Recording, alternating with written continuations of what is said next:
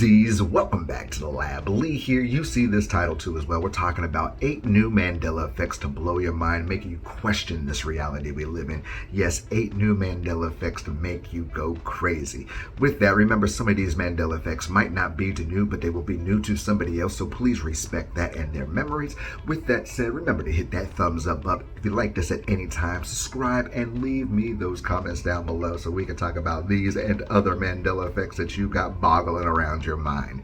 Now, other ado, let's get this going. Number 8 for today, we're going to be talking about that classic candied lemon heads. Yes, lemon heads, apple heads, cherry heads, grape heads, all those kind of heads we're talking about. We're talking about lemon heads in general, and technically this spelling on lemon heads. Well, the Mandela effect has done it once again, has taken away a letter out of this spelling, and it is no longer lemon heads, it is lemon head. Blows my mind to me because me being lemon heads is plural, there's more than one. Always lemon heads, cherry heads, apple heads, but apparently it has never been heads ever, ever, ever. The S has been thrown away. They took it out, threw it out the window to Mandela, and is now considered lemon head or apple head or cherry head or whatever grape heads you like to think it is head now. It blows my mind. But what do you remember? Do you remember lemon heads being lemon heads? Or do you remember the way it's always been and always has been lemon head? Everybody's got a special kind of story. Everybody finds a way. Different strokes it takes, different strokes it takes, different strokes to rule the world. That is right, we are talking about different strokes. What are you talking about, Willis? What's the Mandela effect on this? Well, let me tell you, Willis, is the different strokes. Yes, different strokes has been rocked by the Mandela effect. As you see this picture right here, look at it, different strokes, the title. Look at the title, look at the title. Does it look odd to you?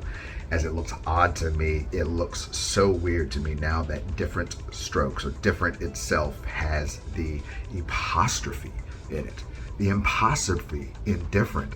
That's not right to me. That is totally wrong and off to me. It never had the apostrophe there. It was always different strokes. It was different strokes, man. It was the fucking show of the freaking decade, man. I love that show, Willis.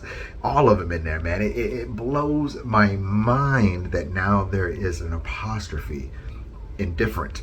What do you remember of this? Do you always remember the apostrophe being indifferent?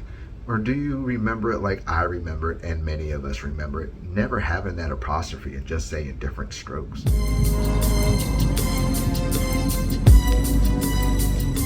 We've been spending most our lives living in a gangster's paradise. Yes, we are talking about Gangsters Paradise for number 6, and we're actually talking about the lyric I literally just sung. Now, that movie was amazing. That soundtrack, that song to that movie was amazing. Coolio back in the day did his thing, and as I'm talking about this Mandela effect, as you heard me say it, in a Gangster's Paradise is not lyrics anymore. That's how I remember the lyrics, in a Gangster's Paradise. But here, listen.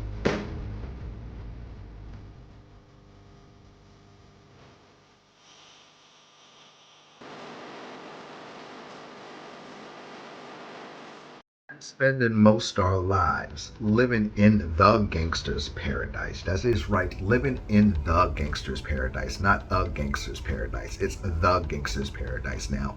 I always remember a gangster's paradise just because it was a gangster's paradise, not the gangster's paradise.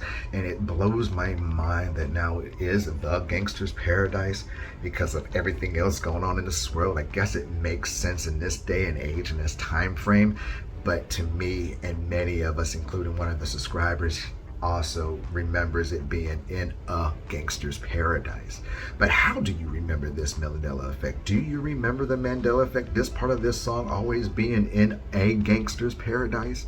Or do you remember it the way it is now and always has been in this timeline, in this reality, in this multi-universe place, in the gangster's paradise? Eli Whitney put together a few boards and rollers and gave the world a giant industry. Yes, number 5 is going to be talking about what we learned on Black History Month in February, the 28 days, minus maybe a +1 there for 29, give or take a what leap year in, but we are talking about the inventor of the cotton gin. Now, if you're like me, unlike you. We learned in middle school, Black History Month, about Eli Whitney making the cotton gin, inventing the cotton gin, and we were told that he was a black man. Well, in this reality, he was never a black man who invented the cotton gin. Take a look at this picture right here. As you see, Mr. Eli Whitney, the inventor of the cotton gin, right there. He is white as day. Yes. Eli Whitney is a white man who invented the cotton gin. Blows my mind because, like you heard me say, we studied this when we were in school for Black History Month, and it was just instilled into our heads in Black History Month that it was a black person that invented the cotton gin. But how do you remember Eli Whitney? Do you always remember Eli Whitney being a white man who invented the cotton gin? Or are you like me and the millions of us that learned this in school, that Eli Whitney was a black man that invented the cotton gin? Number 4, we're going to be talking about the horses and where horses originally came from. This one came from another one of the subscribers and viewers in the comments, and he brought to my attention that the American horses weren't from America. They were actually from Europe. Yes, you heard me right. That the horses that you see today in America are actually horses from Europe. But if that's the case, horses was around before the Europeans got here, because there's stories about how they saw the man riding on horses, let alone didn't the Native American ride on horses all the time? They had horses all over the place. My reality, horses was always here, was a domestic horses, but horses, horses are made from all around the world, but horses was in America before the Europeans brought it over. It is so crazy. Even Google, I know don't believe the internet, even says that came from Europe, brought the horses to Europe and made them domesticate up in North America, and they've thrived, and that's where we get our horses today. But how do you remember, where do you remember these horses in America coming from? Do you always remember, like I remember, the horses always really being here because the Indians rode on the horses? Or do you remember it like I guess the books say, the history books say, Google says, that the horses came from Europe?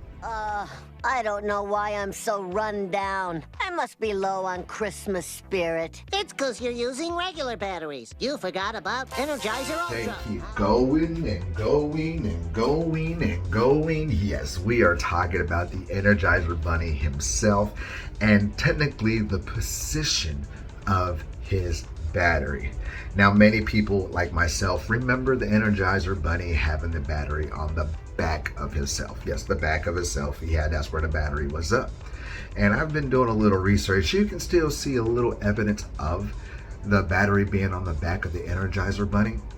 But yet, as you look at the original commercial that came out, it wasn't there. It was on the side of his leg, like it is currently now. It blows my mind because just like many of us, just like me, I remember the Energizer having the battery in his back, on the back of his back. That's what it is. He had the battery on his back. But apparently it really never has been on his back. It's always been on the side of him. It's really weird to me. I don't know if it's me. I don't know if it's the world messing with me on this one, but I always remember the Energizer having the battery on the back of his back. But how do you remember it? Do you always remember the Energizer Bunny having it the way it is now with the battery on the side? Or do you remember the battery always being on his back? Right, number 2, we are talking about the story of the Vikings. Well, technically not the Vikings that came over to North America. We're talking about their headgear of the Vikings. Now, in my reality, in most of our realities, we are always taught, showed, and depicted that the Vikings had horns on their helmets. Yes, you heard me right. They had horns on their helmets. And you're probably telling yourself, yeah, man, the Vikings always had horns on their helmets. And it blows my mind. And if you think I'm crazy that I'm about to say that they don't have horns and never had horns on their helmets, you're going to be shocked, because it is right. They never ever had horns on their helmets at all. Even Google says they've never depicted they're having horns on their helmets. There's never been a helmet with horns on it. But if that's the case, then why do we have all of this? Welcome to the Krusty Krab. May I take your order? Dear Vikings, Our chieftain sent us here because Vikings never wore horned helmets. Minnesota Vikings logo? Lie.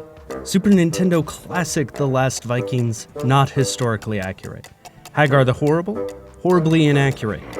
And Elmer Fudd's magic helmet? Perfect for rabbit killing? Magic helmet. Magic helmet. So you're telling me SpongeBob, Hanna-Barbera, Looney Tunes, all of them got it wrong. They're saying we depicted history totally wrong. They put horns on the helmet. So you're saying that since they got horns on their helmets, they're completely wrong. We have been misguided our whole entire lives because apparently Vikings never had horns on their helmets. But if that's the case, then why do you have all this evidence? Even the freaking mascot for the Vikings football team has horns on his helmets. But how do you remember? Do you always remember and always being taught that the Vikings had horns on their helmets?